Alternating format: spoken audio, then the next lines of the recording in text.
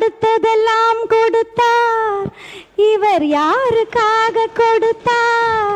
அதே பாட்டில் இன்னொரு அற்புதமான வரி இருக்கு. இல்லை என்போர் இருக்கையிலே இருப்பவர்கள் இல்லை என்பார். அப்போ வச்சுக்கிட்டே இல்லைன்னு சொல்ற பெரிய குளம் எம்எல்ஏ சபரி ரயில்வே ஸ்டேஷன்லேருந்து நான் வந்தால் யாருன்னே தெரியறதில்ல, ஏன்னா எங்களுக்கு கார் இல்லைன்றாரு. அவரோட அஃபிடவிட்டை பார்த்தீங்கன்னா டைகர் கார் இருக்குது, ரீல்ஸை பார்த்தீங்கன்னா டிஃபெண்டர் கார் இருக்குது. இன்னொரு எம்எல்ஏ கொடுக்குறதும் கொடுக்குறீங்க, இனோவாவாக கொடுங்கன்றாரு. வெக்கமே இல்லை. அவர்கிட்ட 5 கார் இருக்கா, அதில் 3 கார் பென்ஸா. ஸோ சிஎம் சார் நீங்கள் என்ன பண்ணணும்? சூப்பர் ஸ்கீம் கொடுத்துருக்கீங்க.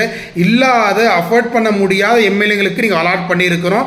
ஏன்னா அந்த கார் அவங்களுக்கு தொகுதிக்கு தேவை, தொகுதி பணிகளை செய்கிறதுக்கு கண்டிப்பாக தேவை. அற்புதமான ஸ்கீம். ஆனால் எல்லா இடத்துக்கும் நீங்கள் சேங்ஷன் பண்ணது மிக மிக தவறு.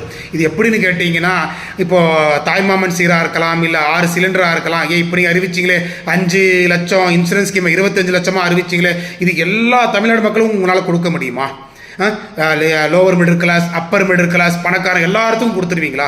அங்கே மட்டும் கேட்டகரைஸ் பண்ணி பார்த்து யார் கொடுக்குறமோன்னு பாட்டு ஸ்கீம் போடுறீங்களே. அப்போ பணக்கார எம்எல்ஏங்களுக்கெல்லாம் எப்படி நீங்கள் கார் கொடுக்கலாம்னு யோசிச்சிங்க?